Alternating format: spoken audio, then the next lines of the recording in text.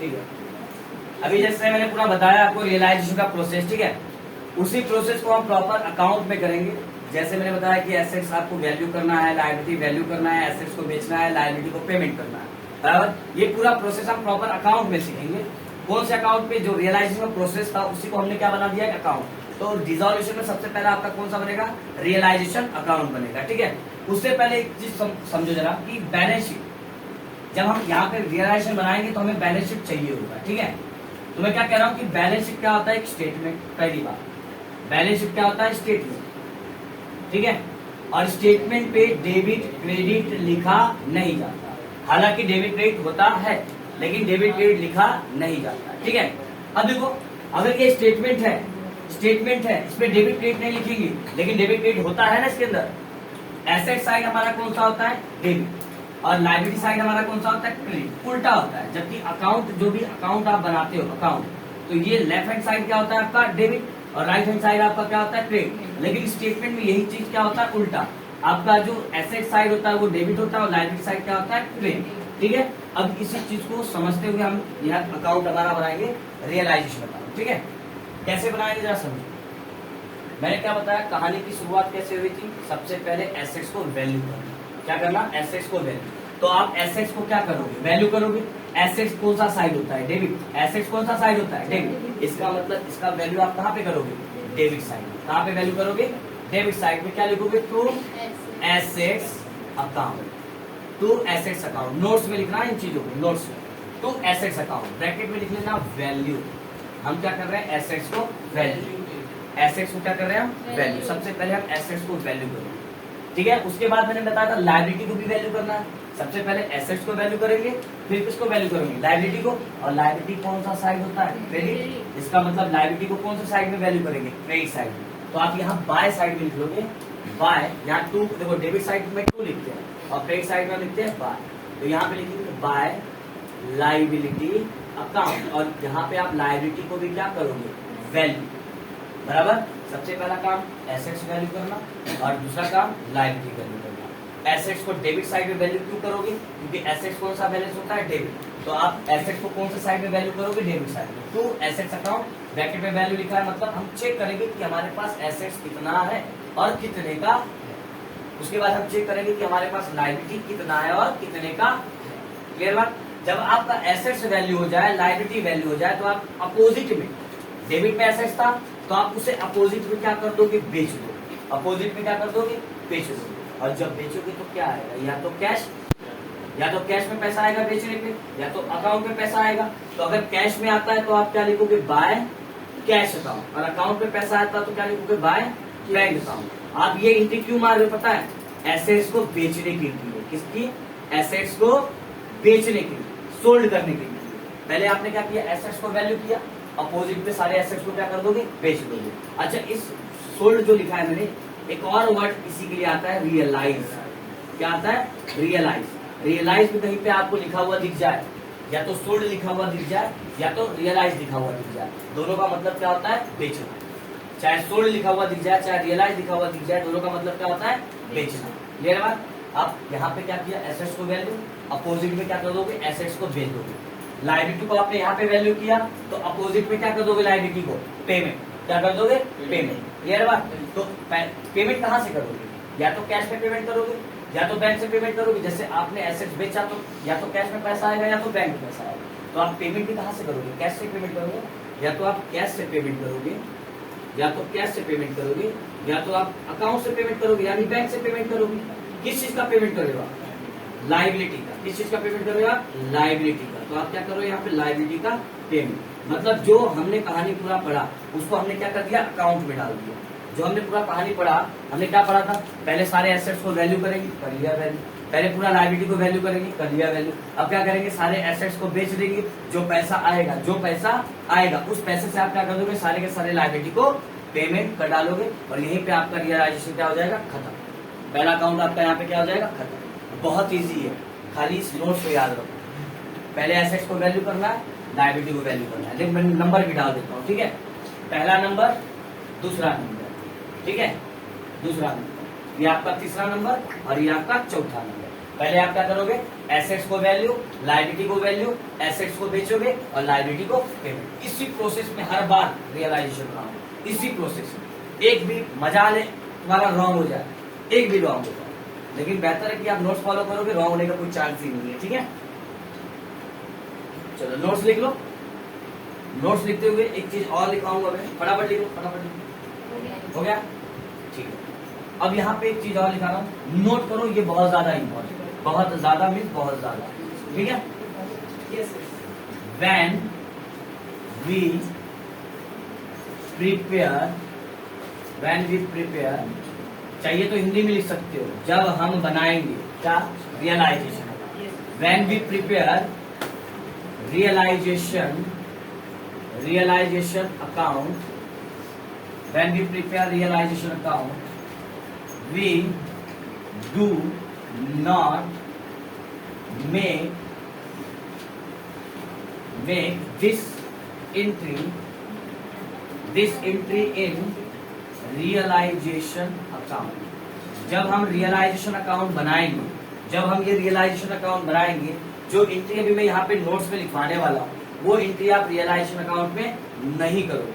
पास में वो एंट्री सारी की सारी एंट्री क्या कर दोगे, आप छोड़ दोगे। कौन कौन सी, वो देखो। जब आप रियलाइजेशन बनाओगे तो कहां से बनाओगे, आपके पास एक खूबसूरत बैलेंस शीट होगा, बिल्कुल आपके पास क्या होगा, खूबसूरत बैलेंस शीट होगा, जिसके इस वाले साइड में क्या लिखा होगा, लायबिलिटी, और इस वाले साइड में क्या लिखा होगा, एसेट्स। बराबर, ये बात ऐसा दिया रहेगा क्वेश्चन में। ठीक है, तो आप जब रियलाइजेशन बनाओगे तो सबसे पहले क्या करोगे, एसेट्स को वैल्यू करोगे।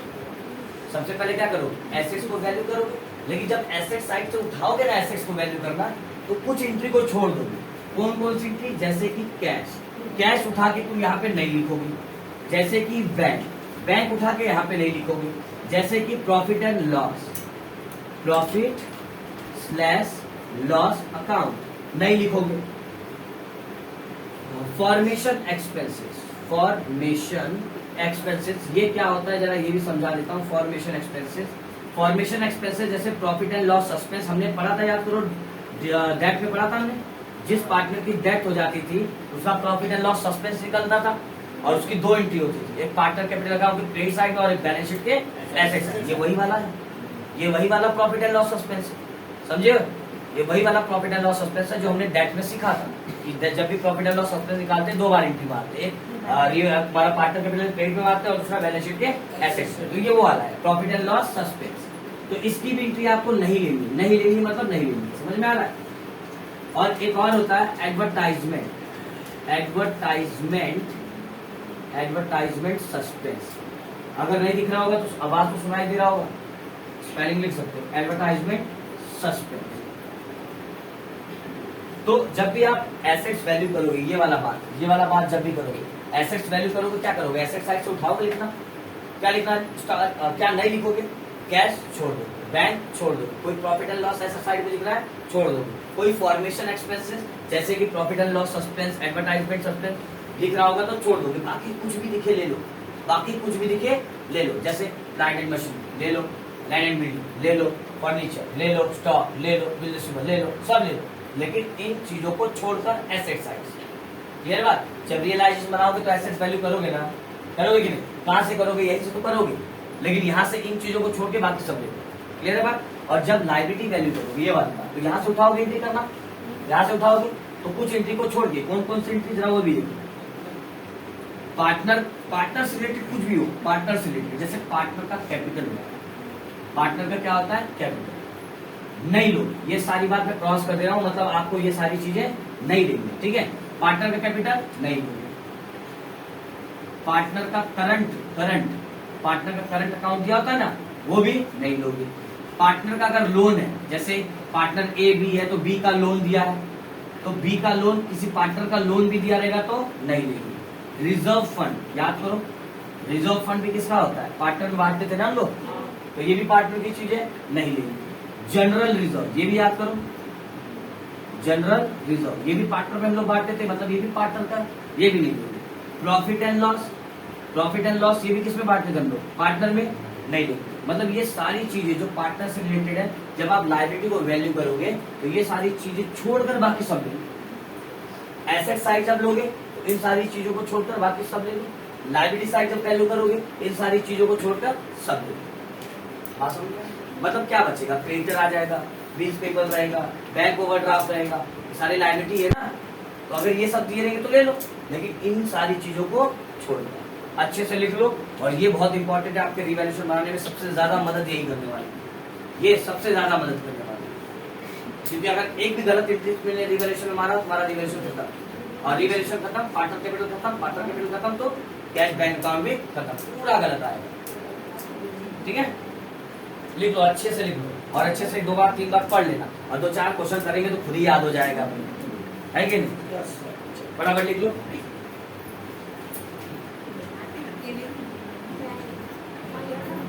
ठीक है, नहीं दिख रहा होगा तो रिवाइंड करके दोबारा से देख लेना, ठीक है?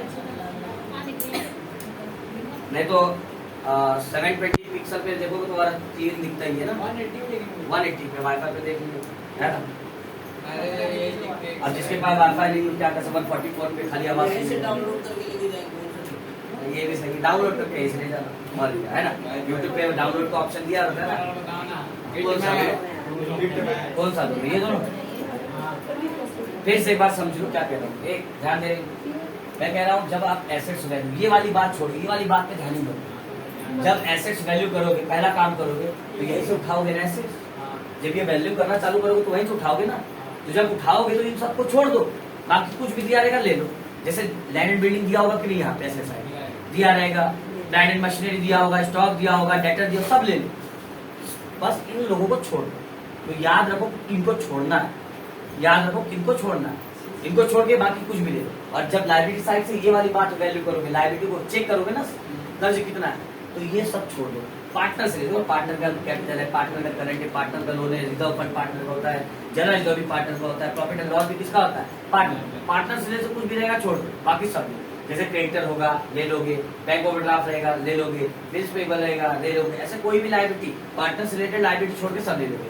अब जो लिखवाने वाला हूँ ये वाला, ये तो उससे भी ज्यादा इम्पोर्टेंट, ठीक है ना? अपने पास टाइम है 5 मिनट, ये रफ कर दूं, ये वाली बात रफ कर दूं, या तो मैं ये वाली बात रख के मैं यहीं भी लिख देता हूँ, है ना? ये वाली बात रख के चलो ये वाली पॉइंट लिख लो, ये वाली पॉइंट बहुत ज्यादा इंपॉर्टेंट है, ठीक है?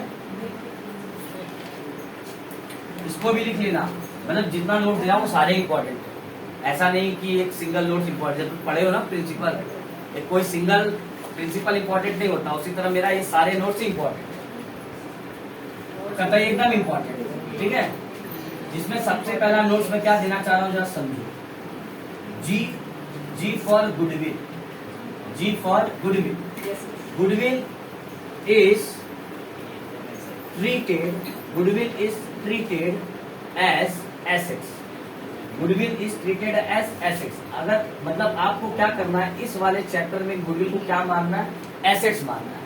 इस वाले चैप्टर में आपको गुडविल को क्या मानना है, एसेट्स। अगर आप एसेट्स मान रहे हो, एसेट्स मान रहे हो तो आप क्या करोगे, वैल्यू करके बेच नहीं दोगे। एसेट्स मान रहे हो तो वैल्यू करके बेच दोगे। हालांकि हमने एडमिशन में, रिटायरमेंट और डेथ में कहाँ पे गुडविल की एंट्री मारी थी, पार्टनर कैपिटल अकाउंट में। पार्टनर में बांटते थे ना इसको, कहाँ पे बांटते थे, पार्टनर कैपिटल अकाउंट पे बांटते थे। लेकिन अब डिसोल्यूशन में आपको गुडविल पार्टनर में ना बांट के गुडविल को क्या समझना है, एसेट्स। और गुडविल को अगर आप एसेट समझते हो तो वैल्यू करके क्या कर दोगे, बेच दोगे। इसका मतलब पार्टनर कैपिटल में गुडविल की एंट्री नहीं है, समझ रहे हो? क्योंकि गुडविल को क्या मान रहे हो, एसेट्स, और गुडविल को एसेट्स मान रहे हो तो वैल्यू करके क्या कर दोगे, बेच दोगे। इसका मतलब अगर एंट्री यहाँ पे गुडविल की आ गई है तो पार्टनर कैपिटल में आएगी नहीं है। क्लियर बात? और ये गलती मेरी हुई थी बोर्ड में, मेरी गलती सीरियसली। मेरा 4 मार्क्स गया था, नहीं तो 99 कहीं नहीं था। क्वेश्चन में क्या लिखा था, गुडविल रियलाइज। क्वेश्चन में क्या लिखा था, गुडविल रियलाइज लिखा था। और मैं क्या करता क्या मालूम, गुडविल रेस। और गुडविल रेस कहाँ पे करते हैं, पार्टनर कैपिटल अकाउंट की क्रेडिट साइड, वहां मार दिया, रिवैल्यूएशन गया, पार्टनर कैपिटल गया, कैश अकाउंट भी गया। 4 मार्क्स सीधा कट हो गए, 4 मार्क्स सीधा कट हो गए। नहीं तो 99 एक ऑब्जेक्टिव तो मेरा गलत था ही, मुझे पता ही था एक ऑब्जेक्टिव मेरा गलत हो रहा है, ठीक है? लेकिन बाकी भगवान की कृपा बढ़िया। कुछ नहीं आता। चलो पहली ये वाली बात समझ में आई। गुडविल को क्या मान लेना है आपको, एसेट्स, और एसेट्स मान लेना था तो वैल्यू करके आप क्या कर दोगे, बेच दोगे। मतलब पार्टनर कैपिटल में गुडविल की एंट्री नहीं आएगी। और एक बात ये भी बहुत ज्यादा इंपॉर्टेंट है, आरडीडी की बात याद करो। मैंने एडमिशन में भी पढ़ाया था कि आरडीडी को क्या मानना है, लाइबिलिटी मानना है नहीं, मैं कह रहा हूं मानना है, आरडीडी को लाइबिलिटी मानना है ताकि एंट्री आपकी सही हो। एक अजम्पशन लो, एक ट्रिक के लिए मान, एक ट्रिक के लिए आरडीडी को क्या मान लो, लाइबिलिटी। लेकिन लाइबिलिटी है क्या? लाइबिलिटी है नहीं ना। अगर ये लाइबिलिटी है नहीं तो इसका आप पेमेंट कर पाओगे क्या? But can not be paid. मानो लाइबिलिटी मानो, लेकिन उसे पेड मत कर देना गलती से। जैसे हमने आरडीडी को लाइबिलिटी माना तो यहाँ पे एंट्री मारेंगे, यहाँ पे एंट्री मारेंगे ना। मैंने क्या बोला, आरडीडी को आप क्या मान रहे हो, लाइबिलिटी मान रहे हो, तो आरडीडी की एंट्री यहाँ पे लिखोगे।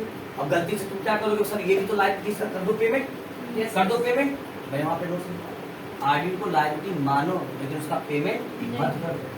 आरडीडी क्या होता है, वो पैसा जो रिजर्व में रखा जाता है, जो फ्यूचर में कस्टमर हमारा डुबाएगा पैसा, उससे बचने के लिए हम पहले से रिजर्व में पैसा रखते हैं। That is called reserve for doubtful debts, RDD. वो पैसा जो हमें मिलने वाला है, जबकि पेमेंट की बात होती है पैसा जाने वाला है, तो जा थोड़ी रहा। सीधी बात याद रखो, आरडीडी को लाइबिलिटी मानो लेकिन समझ मत लो कि आरडीडी लाइबिलिटी, उसका पेमेंट मत करो। क्लियर? तो आरडीडी की एंट्री आएगी तो यहाँ पे एंट्री मारोगे, ऐसे आरडीडी की एंट्री यहाँ पे मारोगे, लेकिन उसका पेमेंट नहीं। बस इतनी बात। क्लियर है? तो आज के लिए इतना नोट्स काफी है, बाकी के नोट्स मैं कल देता हूँ, ठीक है?